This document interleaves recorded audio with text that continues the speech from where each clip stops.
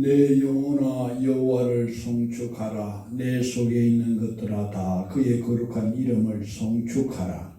아멘.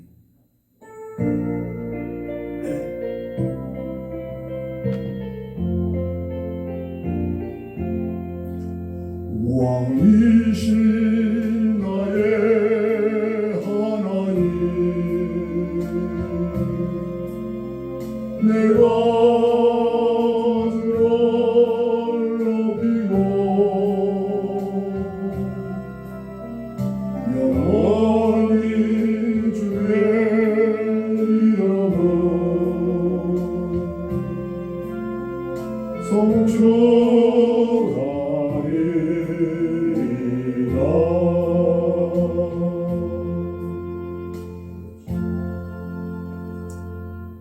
우리의 찬양과 경배를 받으시기 합당하신 우리 아버지 하나님, 한 주간도 우리를 세상 가운데서 눈동자같이 지켜보호하여 주셨다가 복된 주의 날에 하나님 앞에 예배드릴 수 있도록 은혜 베풀어 주시니 감사합니다. 성령님 인도하여 주셔서 하나님이 연락하시는 예배, 하나님의 임재를 체험하는 예배, 성령께서 인도해 주셔서 하나님 홀로 영광 받아주시고 우리들에게 한량없는 은혜와 복이 되게 하여 주옵소서. 예수님 이름으로 기원하옵나이다. 아멘. 교동문 제8문입니다.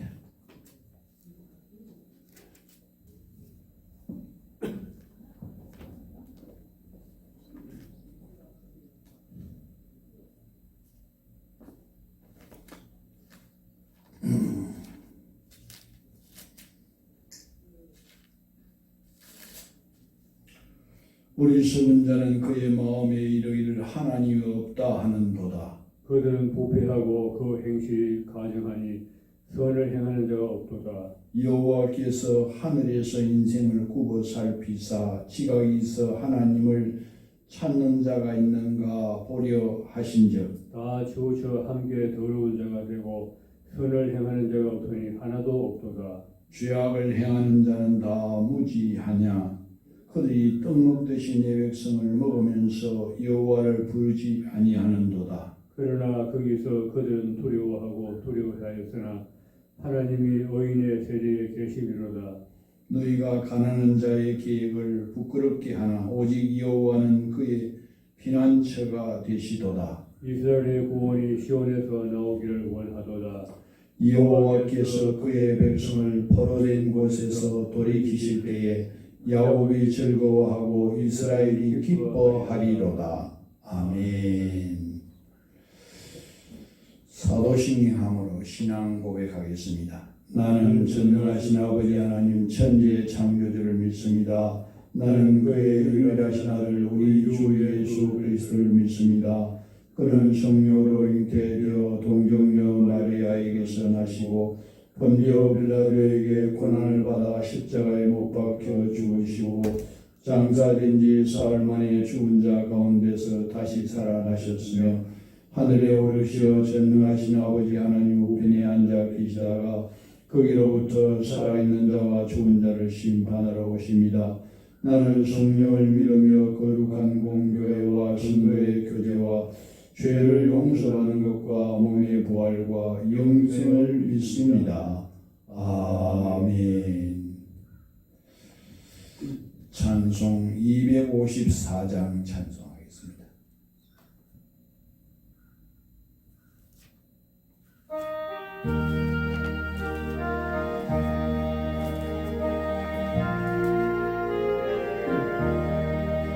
내 주의 보혈은 정하고 정하라.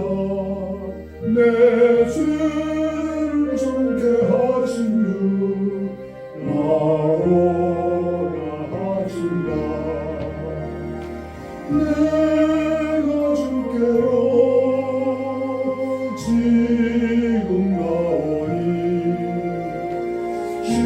십자가의 보혈로 날 씻어주소서. 약하고 주해도 주께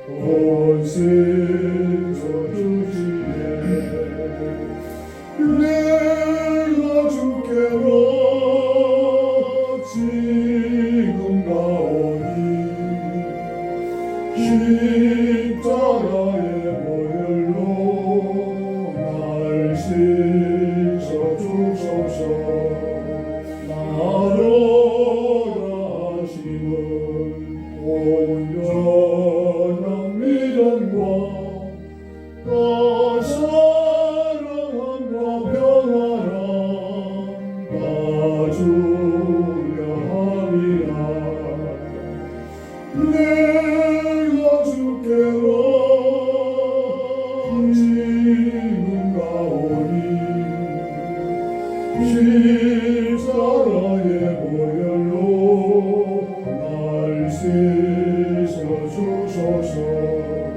구주의 목받아 살 길을 얻었네. 아름지는 것 그러네. 베풀어 주소서. 내가 주께로 지금 가오니 십자가의 보혈로 날 씻어주소서. 그 피가 맘속에 흔적도 됩니다. 내 기도 소리 들으사 나으라다소서. 내가 주께로 지금 가오니 십자가의 보혈로 날 씻어주소서.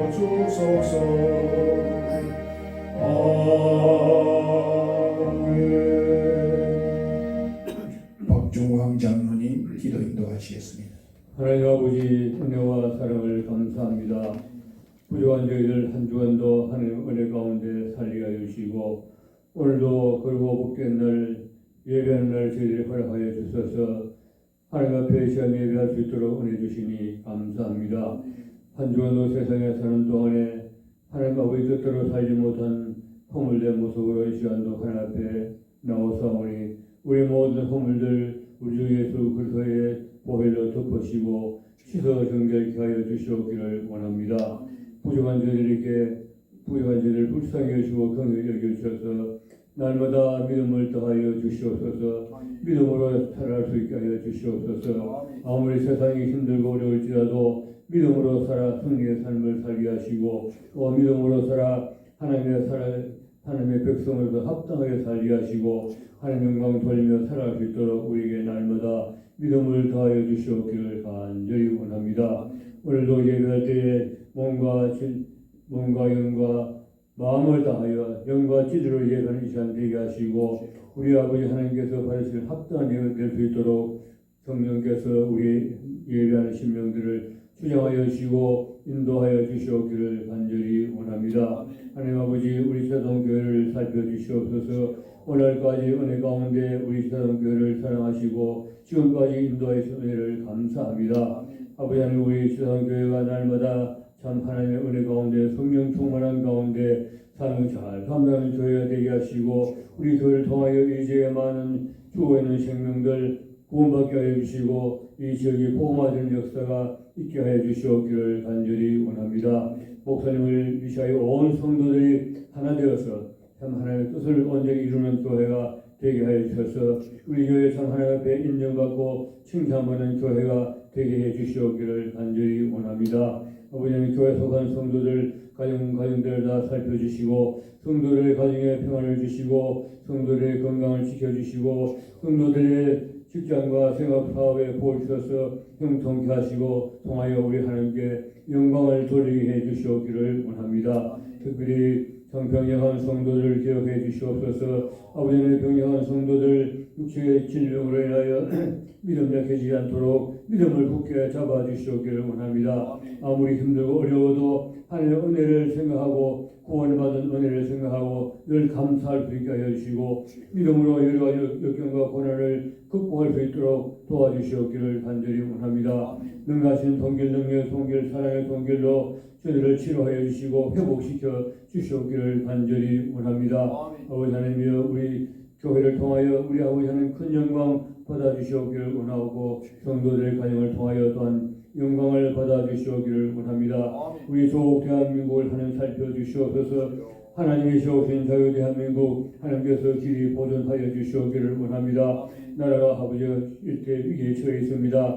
아버지 하나님이여 이 나라가 참을 너무나도 참 어려운 가운데 위기에 처해 이 나라를 하나님께서 이 나라를 구하여 주시고 이 나라를 붙들어 주시고 이 나라를 바로 세워 주시옵기를 간절히 원합니다. 3월에 있는 대선을 하나님 기억하여 주시고 이 대선을 하나님께서 간섭하여 주시고 하나님께서 적극적으로 관여하여 주셔서 아버지 하나님의 부정선거 또한 외세가 이 선거에 개입하지 못하도록 하나님께서 막아주시기를 간절히 원합니다. 공명 정대하게 치러지게 하여 주시고 이 대선을 통하여 하나님께서 이 나라 세우실 올바른 지도자를 세워주시기를 간절히 원합니다. 이번 대선을 통하여 나라가 바로 서게 하시고 나라보다도 참 이렇게 발전할 수 있는 계기가 되게 해주시고 특별히 우리 한국교회가 이 대선을 맞이해서 깨어 기도하게 해주시고 나라 민족을 위해서 기도하는 우리 한국교회 되게 하시고 먼저 우리 한국교회가 하나 되게 해주시기를 간절히 원합니다. 교회 하나 되어서 한 목소리를 내게 하시고 한마음 한뜻으로 기도하여 나라를 구할 수 있는 우리 한국교회 되게 해주시기를 간절히 원합니다. 아버지 하나님이여 이 나라 불쌍히 해주시고 긍휼히 여겨주시기 원합니다. 이 나라 역사의 고비고비마다 하나님께서 개입하시고 도우심으로 지금까지 왔습니다. 아버지 하나님이여 하나님이 세우신 저 대한민국 그 어떤 세력도 어떤 인간의 힘으로도 결코 하나님께서 붙드시면 이 나라를 넘어뜨리게 할 수 없는 줄 믿사오니 하나님의 굳게 붙잡아 주시고 세워주시고 하나님 뜻대로 인도해 주시옵기를 간절히 원하고 주님 오실 날이 가까운 이때에 온 세계 열방의 복음 전하는 성강국으로 온 세계 열방을 살리는 제사장 나라로 삼아주시옵기를 간절히 원합니다. 아버지 하나님 저 북녘땅도 기억하시고 저 북녘땅에 속히 아버지 복음이 전파되게 해주시옵소서. 공산 독재 정권 무너지게 하여 주시고 김일성 주체사상 무너지게 하여 주시고 금수산 공전에 안치되어 있는 김일성 부자의 시신을 비롯하여 전국에 서쳐 있는 수많은 사만적의 우상들 다 무너지고 회파되게 해주시옵기를 간절히 원합니다.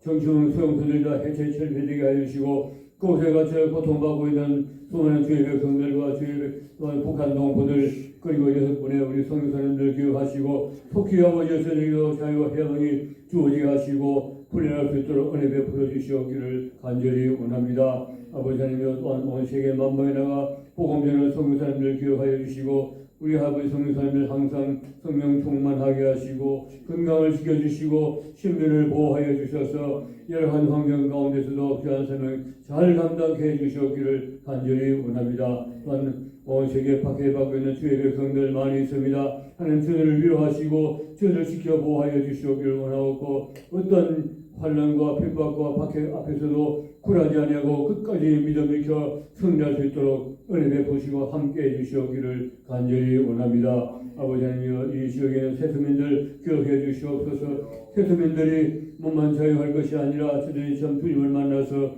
영과 혼과 육신이 참 자유함을 누리게 하여 주시고 참 앞으로 있을 참 통일 한국의 귀한 적군들 잘 수 있도록 준비시켜 주시옵기를 간절히 원하고 우리 교회가 저들 사랑으로 잘 섬기하시고 사랑으로 잘 보살필 수 있도록 은혜 베풀어 주시옵기를 간절히 원합니다. 아버지 하나님 우리 목사님 오늘도 세우셔서 말씀을 선포하실 때에 목사님 항상 성령으로 충만케 하시고 또 신원에 강건함 주시고 귀한 생명 잘 감당할 수 있도록 날마다 새 힘을 더하여 주시고 오늘도 선포되어질 그 말씀이 우리들에게 귀한 생명의 양식 생명수 샘물려 그 말씀 힘입고 한 주간도 세상 속에서 승리의 삶을 살게 하시고 하나님의 영광 돌리는 삶을 살아갈 수 있도록 은혜 베풀어 주시고 예배 시험을 주의 성령에서 주장하여 주시고 우리 하나님께 큰 영광이 되게 하시고 크신 은총 내려 주시옵기를 간절히 원하옵고 이 모든 말씀 우리 구주 예수님으로 기도드리옵나이다. 아멘. 하나님 말씀 마가복음 14장입니다.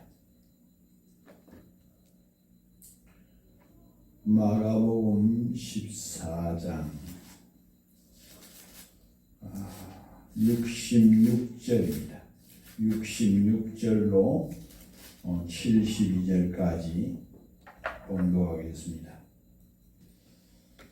베드로는 아랫뜰에 있더니 대제사장의 여종 하나가 와서 베드로가 불 쬐고 있는 것을 보고 주목하이르되 너도 나사렛 예수와 함께 있었도다 하거늘 베드로가 부인하이르되 나는 네가 말하는 것이 무엇인지 알지도 못하고 깨달지도 못하겠노라 하며 앞뜰로 나갈새 여종이 그를 보고 곁에 서 있는 자들에게 다시 이르되 이 사람은 그 도당이라 하되 또 부인하더라. 조금 후에 곁에 서 있는 사람들이 다시 베드로에게 말하되 너도 갈릴리 사람이 참으로 그 도당이니라. 그러나 베드로가 저주하며 맹세하되 나는 너희가 말하는 이 사람을 알지 못하노라 하니 딸기 곧 두 번째 울더라. 이에 베드로가 예수께서 자기 하신 말씀 곧 딸기 두 번 울기 전에 네가 세 번 나를 부인하리라 하심이 기억되어 그 일을 생각하고 울었더라. 아멘.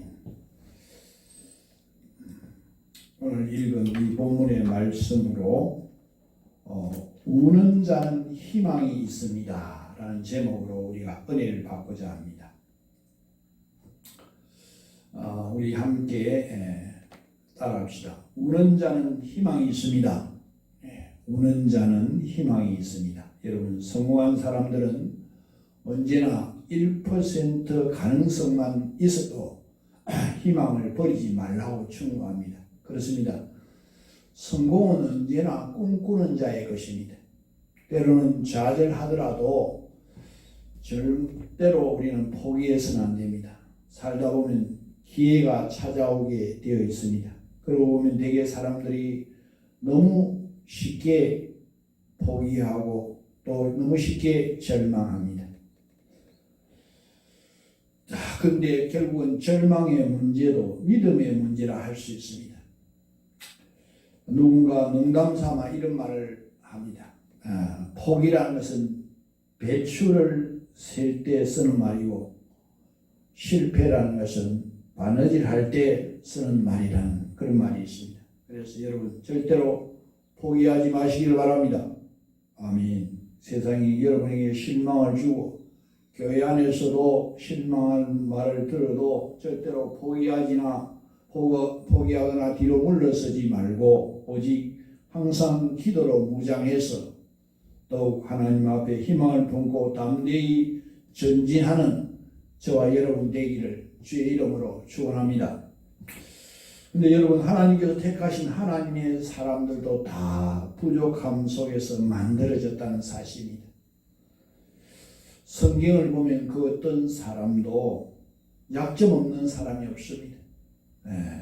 특별히 영적인 면에서 위인도 없고 또 대가도 없습니다. 그렇습니다. 우리 인간은 제 아무리 탁월해도 언제나 깨어질 수 있는 연약한 존재들입니다.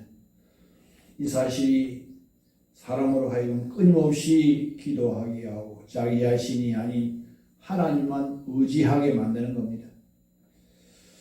그런데 놀라운 사실은 이런 약점들이 대부분 하나님을 새롭게 만나는 통로가 되었다는 사실입니다. 여러분, 베드로 그는 분명히 탁월한 제자였습니다. 그러나 그런 제자도 얼마나 쉽게 무너지는가를 우리에게 보여주고 있습니다. 영적인 일에는 결코 안전지대가 없음을 우리에게 알려주고 있습니다. 오늘 본문에서 주목해야 할 것은 베드로의 무너지는 모습입니다. 그런데 여러분 잘 보시면 그런 한순간에 무너진 것이 아닙니다. 점차적으로 무너졌음을 알 수 있습니다. 무너지기 전에 여러 가지 징조와 사인들이 있었는데 그때 바로 처리하지 못해서 결국 결정적인 순간까지 가게 된 것입니다. 참으로 많은 시간이 흘렀지만 아직도 우리가 기억되는 것이 성수대교의 무너짐입니다. 너무나 비참한 일이었죠. 그리고 삼풍백화점이 무너졌을 때 참혹함이 우리는 정말 그 참혹함이 기억됩니다. 그렇다면 여러분, 그들이 멀쩡하다가 어느 날 갑자기 와르르 무너진 것이 아니죠. 분명히 사전에 어떤 그런 기미, 징조들이 있었습니다. 그런데도 안전불감증으로 인해서 차의 피를 미루다가 결국 대형 참사를 당하게 된 것입니다. 사랑하는 성도 여러분, 예수님의 수제자 베드로의 무너지는 과정도 마찬가지입니다. 충분히 손볼 수 있을 때 손보지 않았기 때문에 나중에 엄청난 무너짐을 경험하게 되는 겁니다. 그렇습니다. 여러분, 우리도 빨리 손쓰지 않으면 이렇게 될 수 있다는 사실을 알아야 됩니다. 그렇다면 베드로가 무너지는 징조, 즉 사인은 과연 어떤 것이었습니까? 첫 번째 사인은 기도를 쉰 것입니다. 38절에 보니까 시험에 들지 않게 깨어 기도하라. 마음에는 원이로되 육신이 약하도다. 주님이 하신 말씀이죠. 몇 번씩 기도하라고 했습니다. 두 번째로는 같이 어울리지 않아야 될 사람과 어울린 것입니다. 54절에 베드로가 예수를 멀찍이 따라 대제사장의 집들 가까이 들어가서 아랫 사람들과 앉아서 함께 불을 지었습니다. 그래서 우리가 같이 어울리지 않아야 될 사람과 어울리는 것이 문제가 될 수 있습니다. 세 번째는 은혜되지 못한 자리를 빨리 피해야 됩니다. 66절로 67절에 대제사장의 여종 하나가 와서 베드로가 불 쬐는 것을 보고 주목하려 이르되 너도 나사렛 예수와 함께 있었도다. 베드로가 68절에 나는 네가 말하는 것이 무엇인지 알지도 못하고 깨달지도 못하겠노라. 그렇게 부인하면서 앞들로 갔습니다. 자, 자기가 그것을 부인하고 있습니다. 부인하는 그 모습이 스승의 입장에 있어서는 참 마음 아픈 일이죠. 그 스승을 지금 부인하고 있습니다. 그렇다면 그런 자리를 피해야 됩니다. 스승이 걱정이 되어서 따라왔다 할지라도 그가 할 수 있는 일은 아무도 없지요. 아무것도 없습니다. 근데 베드로는 계속 68절 하반절을 보면 앞들로 나갈새. 앞들로 또 나갔습니다. 앞으로 나갔습니다. 더 앞으로 나갔습니다.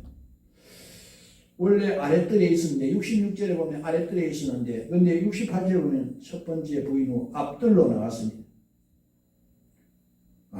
자기가 부인을 하고 그랬으면은 정말 참 마음의 찔림과 부끄러움 속에서 거기에서 참 자기는 어떻게 할 수가 없다는 것을 깨달아야 되는데 그는 그 자리를 벗어나지 않았습니다. 앞들로 자리를 옮겼습니다. 더 앞으로 나아간 겁니다. 그리고 다른 사람들 곁에 함께 서 있었습니다. 처음에는 앉아있다가 이번에는 사람들 사이에 서 있습니다. 그러다가 결국에 두 번째 부인하는 자리에 이르게 됩니다. 다른 종이 와서 69절에 이 사람은 그 도당이라 하되 70절에 또 부인하더라. 두 번째 부인하는 모습입니다. 여기서 빨리 그 자리를 박차고 나왔으면 됐을 텐데 계속 부인하고 있습니다. 그러다가 또 세 번째 부인하는 지경에 이르면 70절 하반절에 조금 후에 곁에 있는 사람들이 다시 베드로에게 말하되 너도 갈릴리 사람이니 참으로 그 도당이니라. 여러분 여기 보면 조금 후에라고 했지만 사실 누가복음에 보면 1시간 후입니다. 상당한 시간, 1시간 좀 있다가 두 번째 부인한 후에 1시간 동안이나 사람들 주변에 있었습니다. 안타까운 일이죠. 두 번씩이나 부인했다면 그건 뭔가 결단이 있어야 됩니다. 왜냐하면 자기가 할 수 있는 일이 없는 겁니다. 자기가 힘이 있는 것도 아니고 자기가 그들을 물리칠 수 있는 것도 아니고 자기가 그들을 저항하거나 뭐 한 거 할 수 있는 그런 입장도 상황도 아니죠. 그렇다면 그 자리에 있을 필요 없는 것입니다. 자꾸 예수님을 모른다 부인하는 어떤 그런 모습만 보이고 있는 것입니다. 이때만 나왔더라도 예수를 모욕하고 저주하는 지옥적인 그런 일은 없었을 것입니다. 결국은 세 번째 부인하는 상황까지 왔습니다. 그런데 여러분 그 자리에 가만히 있다가 결국 세 번씩이나 예수님을 부인하는 상황까지 가게 된 것입니다. 71절에 베드로가 저주하며 맹세하되 나는 너희가 말하는 이 사람을 알지 못하노라 하니 세 번째 부인하는 단계에서는 결국 예수를 저주하고 맹세합니다. 구체적으로 예수님을 지목하지요. 나는 너희가 말하는 이 사람을 알지 못하노라. 오늘 이 시간 우리는 베드로가 무너지는 과정에서 보여준 세 가지 사인을 보았습니다. 이는 진정 우리들도 반드시 주목해야 됩니다. 무언가 우리가 무슨 안 좋은 일이 있기 전에 징조가 있고 사인이 있죠. 그것을 우리가 참 알고 거기서 멈출 줄 알아야 됩니다. 그래서 왜 그렇게 무너졌는가? 그 무너지는 과정을 통해서 우리가 그 사인들을 통해서 우리는 무엇을 주의해야 되고 무너지지 않기 위해서 어떻게 해야 될 것인가를 우리가 깨달고자 합니다. 먼저 첫째, 기도의 끈이 끊어지면 안 됩니다. 베드로는 간절히 기도해야 할 그때에 피곤해서 그냥 쿨쿨 잤습니다. 주님이 두 번이나 깨웠죠. 사람이 때로는 육신이 피곤할 때도 있습니다. 처음에 기도하고 졸고 나중에는 시간이 늦어져서 이제 참 피곤하니까 또 졸고. 여러분, 상황은 우리가 이해됩니다만 그러나 여러분 어떤 이유로 인해서든지 기도에 끊어지면 무너질 수밖에 없습니다. 기도해야 될 때 기도하지 않으면 무너질 수밖에 없습니다. 그래서 우리는 악착같이 기도해야 됩니다.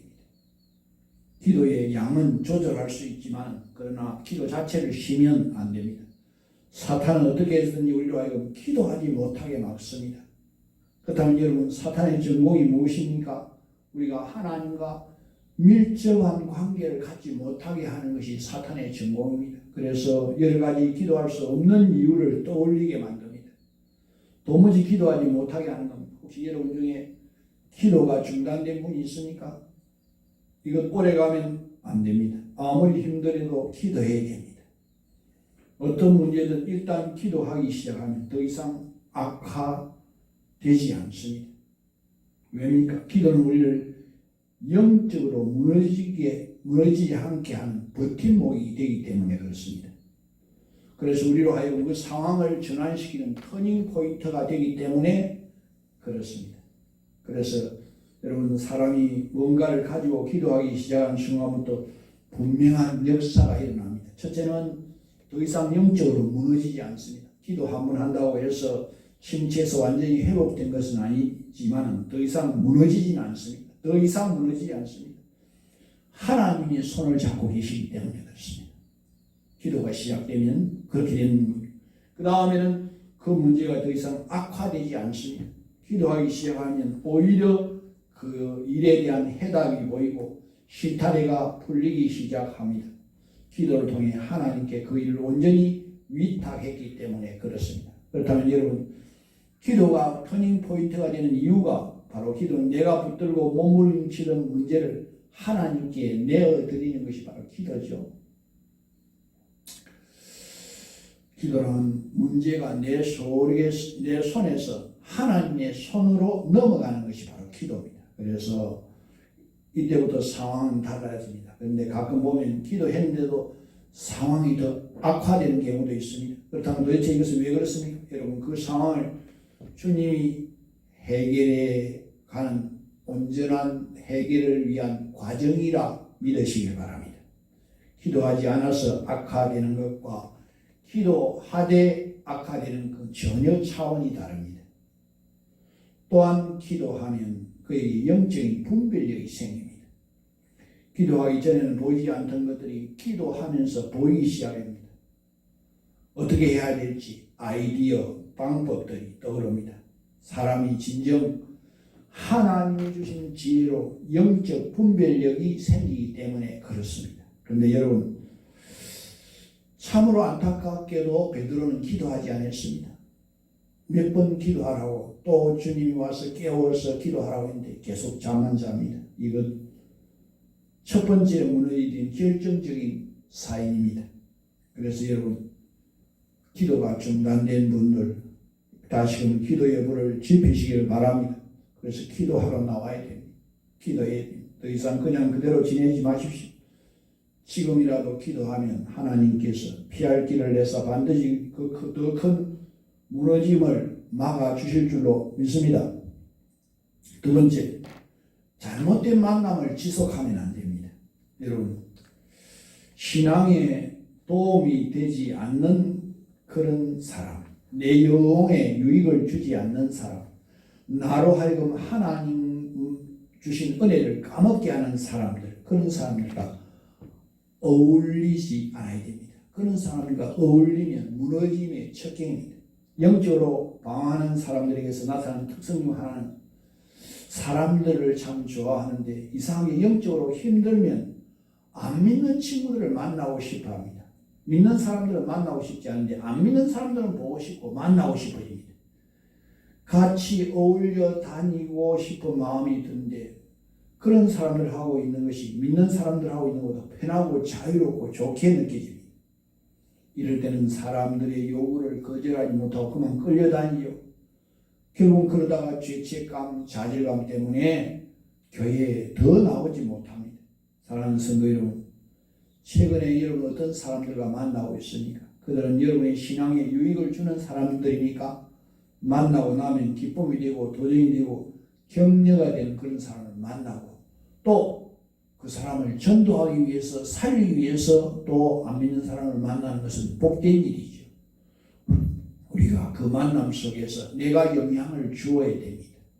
그 사람에게 안 믿는 자에게 안 좋은 영향을 받을 그런 상황이면 빨리 그 사람과 만나지 않아야 됩니다. 빨리 끊는 것이 좋습니다. 세 번째, 돌이켜 회개의 눈물을 흘려야 됩니다. 여러분 중에도 분명히 전혀 도움이 되는 자리가 아님을 알면서도 어쩔 수 없이 어울리는 그런 경우가 있습니다. 그런데 여러분 그 모임에서 내가 너무나도 세상 물정 모르고 예수에만 미쳐 있었구나 뭐 이런 느낌이 든다. 그런 모임에 여러분 가지 않아야 됩니다. 그런 모임은 벌써 내게 손해입니다. 정리해야 됩니다. 한두 번 가보고 아니다 싶으면 깨끗이 정리해야 내 영혼에 유익이 있습니다. 내 영혼을 살리는 것입니다. 여러분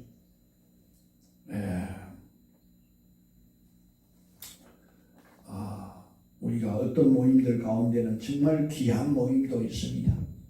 참 오랜 신앙에 어려울 때 함께 기도했던 그런 모임들, 그런 모임을 참 지속하는 것은 참 좋은 일입니다. 여러분 이런 모임 진정 필요한 모임이죠. 도전을 주고 영혼에 유익을 주는 모임, 이런 모임은 어떤 모양으로든지 유지해야 되죠. 각자의 처소에서도 기도의 자리에 거해야 됩니다. 하지만 내 영혼에 유익을 주지 못하는 그런 모임 당장 빠져나와야 됩니다. 또한 주목해 볼 것은 베드로의 무너지는 단계입니다. 처음 베드로는 직접적으로 예수님을 부인하지 않았습니다. 68절에 보니까 나는 네가 말하는 것이 무슨 말인고 나 잘 모르고 깨달지도 못하겠다. 이런 식으로 다시 말해서 요즘 말로 하면 모르셈입니다. 나 잘 모르겠다. 무슨 말하는 거 내가 잘 모르겠다. 이런 식으로 말해요. 그러다가 69절 70절에는 예수님과 한 도당이라는 것을 부인했습니다. 여기까지도 예수님을 직접 언급하면서까지 부인하지는 않았죠. 첫 번보다는 상당히 그러나 발전된 부인입니다. 첫 번째는 네가 무슨 말 하는지 나 잘 모르겠다. 그다음 두 번째는 나는 예수 도당이 아니다. 예수와 같은 이런 일행이 아니다. 이렇게 부인했습니다. 좀 더 나아갔죠. 세 번째는 어떻습니까? 71절에 직접적으로 예수님을 언급하고 있습니다. 예수님을 저주하고 맹세하면서 나는 이 사람을 결코 알지 못한다고 단언했습니다. 사랑하는 성도 여러분, 무엇을 알 수 있습니까? 점점 더 예수님을 부정하고 있는 것입니다. 점점 더 예수님을 더 부정하는 강도가 세집니다. 지는 가만 놔두면 발전하기 마련입니다. 안 좋은 의미로 더욱 더 커져간다는 겁니다. 여러분, 처음 범죄할 때는 가슴이 두근두근하고 하나님께 혼나지 않을까 두려움을 가집니다. 혹시 참을고 가다가 혹시 무슨 사고라도 나지 않을까 이런 생각만 하게 됩니다. 그런데 여러분, 이러한 생각도 시간이 지나고 횟수가 반복되다 보면 점점 적응이 되고 익숙해지고 양심의 가책도 어느새 사라지고 더 큰 범죄로 나갑니다. 이것이 정말 무섭습니다. 여러분, 죄도 성장한다는 것을 알아야 되기 때문에 처음부터 잡아야 됩니다. 죄를 키우는 사람은 어리석은 사람입니다. 여러분, 우리는 무서워해야 될 것이 두 가지 있습니다. 하나는 하나님을 무서워해야 됩니다. 하나님을 두려워해야 됩니다. 그 다음에는 죄를 두려워해야 됩니다. 죄 짓는 것을 예사로 생각한다. 이거는 정말 비극입니다. 베드로가 처음에 한번 부인했을 때 그 자리를 떠났다면 더 이상 악화되지는 않았을 것입니다. 그런데 정리하지 않았습니다. 오히려 죄를 더 키웠습니다. 그래가지고 계속 거기에 있습니다. 여러분 우리가 갈 때까지 가면 어떻습니까? 갈 때까지 가면 결국은 돌아오는데 더 오랜 시간이 걸립니다. 잘못 간 길은 잘못 간 길만큼 손해입니다. 왜냐하면 다시 돌아와야 되기 때문에. 죄를 키우면 안 돼요. 이렇게 되면 점점 그 죄로 말미암아 내 심령이 무디어지고 그래서 급기야는 화인 맞은 양심이 되는 것입니다. 화인 맞은 양심이란 말이 뭡니까? 양심의 불도장이 찍혀서 양심이 죽어버렸다는 것입니다. 여러분 죄를 지어도 양심의 가책을 느낀다든지 해결해야 하든지 하는 그런 생각이 들지 않는 겁니다. 이런 마음이 좀 든다 하도 처음보다는 훨씬 그 강도가 약해졌습니다. 그러다 보니 죄를 즐기게 되고 맨 처음 주일 예배를 빠질 때는 무척 신경을 씁니다. 월요일 되어지면 불안합니다. 혹시 한 주간에 무슨 일이 있을란가. 근데 아무 일도 일어나지 않으면 아무 일도 없는데 뭐 괜히 내가 걱정했네. 그 다음에 또 이렇게 여러 번 하다 보면 톡 하면 예외에 빠지는 것이 익숙하게 되고 계속 하다 보면 결국은 그 양심이 화인맞은 양심, 정말 무디어져 있는 것을 보게 됩니다. 회개할 마음조차 들지 않습니다.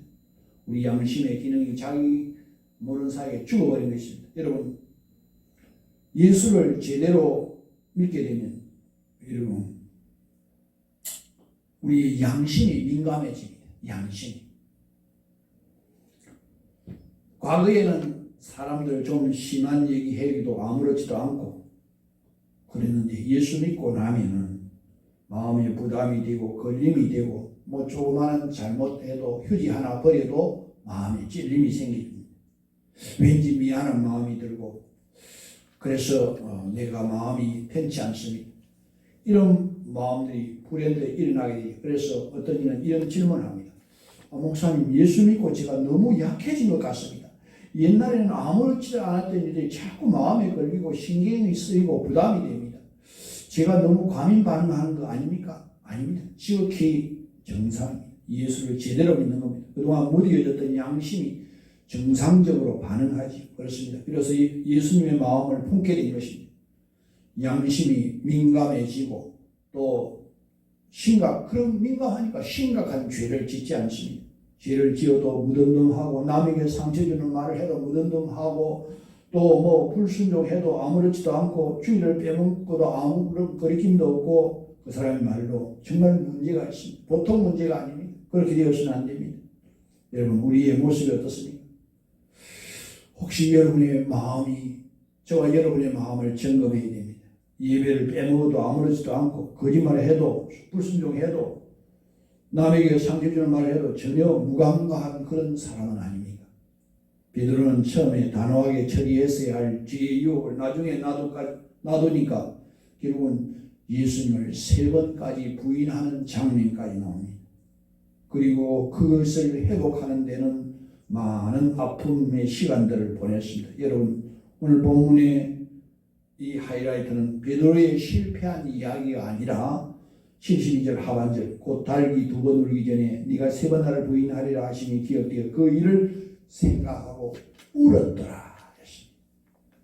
마가복음의 저자는 72절을 기록하기 위해서 66절부터 써온 것입니다. 여러분 오늘 말씀의 핵심은 그럼에도 불구하고 베드로에게 희망이 있습니다. 왜입니까? 회개의 눈물을 흘릴 줄 알았기 때문에 그렇습니다. 그렇다면 여러분 이거 아직까지 그 안에 신앙 양심이 반응하고 있다는 증거입니다. 이 영화나 드라마 보고 우는 그런 것이 아니죠. 72절에 보면 생각하고 울었다. 예수님의 말씀을 생각하고 울었습니다. 그 순간 예수님이 하신 말씀이 그의 마음속에 떠올랐습니다. 자신의 죄를 보게 됩니다. 자기의 연약함을 보게 된 것입니다. 예수님의 말씀이 베드로의 굳어진 마음을 사정없이 내리쳤습니다. 그러면서 무디었던 양심이 다시금 회복되기 시작한 것입니다. 바로 그 순간 그는 통곡하지 않을 수 없습니다. 사랑하는 성도 여러분, 죄를 지었음에도 죄인 줄 모르는 사람은 당당하지요. 그러나 죄인 줄 아는 사람은 고개를 숙일 수밖에 없습니다. 말씀이 떠오르면서 자신이 얼마나 큰 죄인가를 깨닫게 되지요. 그렇습니다. 그 순간 통회의 눈물을 흘리게 됩니다. 그러면서 베드로는 가룟 유다의 길을 가지 않고 하나님의 길로 가게 됐습니다. 이 눈물이 진정 베드로에게는 새로운 출발점이 된 것입니다. 내 중심의 신앙에서 하나님 중심의 신앙생활로 180도 바뀌었습니다. 정말 내가 자랑할 것이 아무것도 없다는 사실을 깨닫게 된 것입니다. 이 깨달음이 진정 그를 위한 예수님의 제자로 다시금 세워지게 된 것입니다. 그렇습니다. 그 이후로 베드로는 더 이상 자기 자신을 믿고 의지하지 않고 오직 주님만을 믿고 의지하게 되었습니다. 사랑하는 성도 여러분, 지금 이 순간 연약한 신앙 때문에, 자기의 한계 때문에, 자기의 죄 때문에 주의 말씀을 들으면서 눈물을 흘리는 사람은 진정 소망이 있습니다. 우는 사람은 희망이 있습니다. 우는 사람은 희망이 있습니다. 하나님의 말씀에 찔림을 받고 우는 사람, 내 자신의 연약함과 부족함과 또 하나님의 은혜를 생각하면서 우는 사람, 희망이 있습니다. 그렇다면 여러분, 최근에 하나님 말씀을 들으면서 울은 적이 있습니까? 내 가슴을 도리는 충격을 경험해 본 적이 있습니까? 자기 안에 있는 죄를 보면서 어쩔 수 없는 자기 자신의 모습을 보면서 울어본 적이 있습니까? 여러분, 전혀 내 마음에 감동이 없습니까? 사랑하는 성도 여러분, 오늘 이 시간 우리 주님께서 저와 여러분에게 이렇게 말씀하십니다. 애통하는 자는 복이 있나니 그들이 위로를 받을 것입니다. 그렇습니다. 여러분, 자기의 죄를 바라보면서 자기의 양심이 화인맞은 모습을 바라보면서 우는 사람은 진정 희망이 있습니다. 여러분, 가장 늦었다 할 때가 바로 새로운 희망의 출발점이 되어지는 것입니다. 여러분, 우리나라가 너무나 큰 위기에 왔습니다. 지금 여러분, 우리는 체제 전쟁 중입니다. 자유민주주의 체제와 사회주의 체제로와의 전쟁입니다. 이번 여러분 바로 대선이 그렇습니다. 너무나 중요합니다. 나라가 정말 기도해야 됩니다. 믿는 사람들이 깨어 기도해야 될 때입니다. 여러분, 우리는 이 나라가 이런 상황까지 하나님이 세워주신 자유 대한민국, 자유민주주의, 자유시장경제, 신앙의 자유가 있는 이 나라를 하나님이 세워주셨고 하나님이 쓰시려고 복을 주셨고 또한 하나님이 은혜와 복을 주셨는데 왜 이런 위기까지 왔습니까? 우리가 하나님 앞에 하나님의 자녀인 우리가 바르게 살지 못해서 이렇게 되었습니다. 그래서 우리가 울어야 됩니다. 울어야 돼요. 이번 대선을 앞에 두고 하나님 앞에 하나님, 내가 잘못해서 우리에게 이런 엄청난 위기가 왔습니다. 하나님 불쌍히 여겨 주옵소서. 이 나라를 살려 주옵소서. 이 나라를 하나님 자유 대한민국을 지켜주시고 자유민주주의를 지켜주시고 신앙의 자유를 하나님이 자유롭게 신앙생활할 수 있도록 지켜달라고. 그래서 이 대선이 하나님께서 공정선거가 이루어지고 하나님 이 백성들을 깨워 바른 선택을 할 수 있도록 하나님 역사해달라고 울어야 돼요. 그래서 우리는 웁시다. 아멘. 이제 말씀을 맺겠습니다. 사랑하는 성도 여러분, 다윗처럼 베드로처럼 자신의 죄를 철두철미하게 통해 자복하면서 눈물을 흘림으로써 주님을 만났을 때의 첫사랑의 기쁨과 감격을 다시금 온전히 회복해야 됩니다.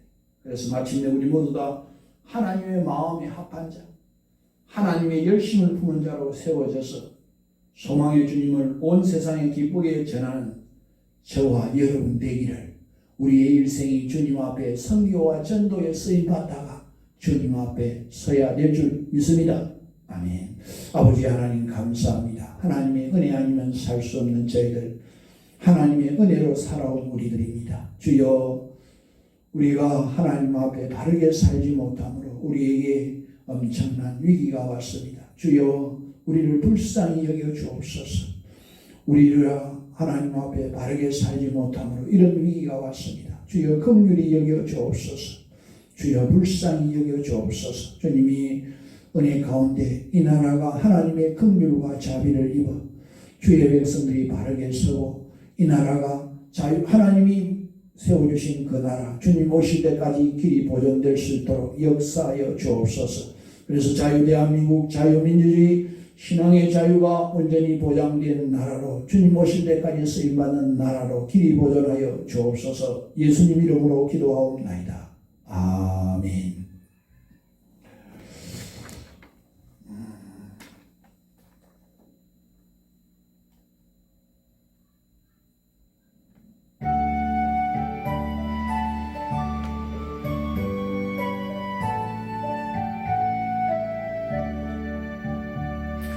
내게 있는 모든 것을 아낌없이 드리네. 사랑하고 의지하며 주만 따라 살리라. 주께 드리네. 주께 드리네. 사랑하는 구주 앞에 모두 드리네. 내게 있는 모든 것을 겸손하게 드리네. 세상 욕심 멀리하니 나를 받아주소서. 주께 드리네. 주께 드리네. 사랑하는 구주 앞에 모두 드리네. 내게 있는 모든 것을 주를 위해 드리네. 주의 성령 충만하게 내게 내려주소서. 주께 드리네. 주께 드리네. 사랑하는 구주 앞에 모두 드리네. 아멘.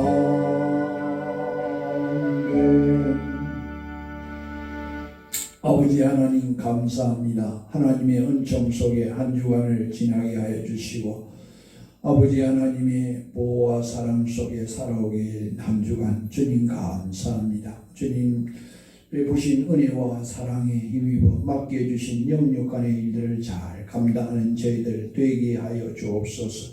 하나님 이 백성들 영혼이 잘됨같이 범사가 잘되고 강건하게 하여 주시고 어려운 때를 능히 이기고 영적인 분별력을 가져서 능히 잘 헤쳐갈 수 있는 지혜롭고 복된 성도들 다 되게 하여 주시옵소서. 아버지 하나님, 하나님께서 이 백성들의 하나님 필요를 아십니다. 주님 앞에 모든 삶의 문제를 내어놓고 기도할 때 하나님이 들으시고 복되게 응답하여 주옵소서. 연약한 자들을 돌아보아 주시고 아버지 하나님 특별히 3월 9일 대선에 하나님이 간섭하여 주셔서 공정선거가 이루어지게 하여 주시고 아버지 하나님 거짓과 악은 드러나고 망하게 하여 주시고 하나님께서 이 백성들을 깨워 바른 선택을 할 수 있도록 역사하여 주시옵소서. 주의 선한 손길이 날마다 우리와 함께하여 주옵소서. 이 백성들의 삶을 복되게 인도하여 주시고 드린 예물 하나님이 기뻐 받아 주옵소서. 복에 복을 더하여 주옵소서. 예수님 이름으로 기도하옵나이다. 아멘.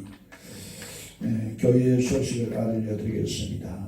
예배 후에 담임 목사 위임권에 관한 공동회의가 있습니다. 가락교회 김종환 목사님이 인도하시겠습니다. 금식기도 대선을 앞에 두고 나를 위해서 우리 금식기도 하겠습니다. 3월 9일까지 7끼를 금식하겠습니다. 여러분 기억하시고 여러분 또 건강이 안 좋은 분들은 알아서 맞춰서 하시고 우리가 정말 참 이 중요한 일입니다. 일생일대의 가장 중요한 일인데 금식함으로써 우리가 또 참 우리 몸으로 기도하게 되겠죠. 그래서 기도해야 됩니다. 원래에 점심 식사 후에 원래가 있습니다. 가족 월삭 기도 3월 1일 화요일 가족 월삭 새벽 기도를 통해서 사물을 하나님께 올려드립시다. 구역예배 주보를 참고하시고 3월 봉사위원은 안내의 권임순 원희선 권사님, 황금의 강명복 장로님 기도 제목 보시고 기도하시기 바랍니다. 하나님 말씀 암송하겠습니다. 야고보서 4장 7절 말씀. 그런즉 너희는 하나님께 복종할지어다. 마귀를 대적하라. 그리하면 너희를 피하리라. 아멘. 54장 찬송하겠습니다.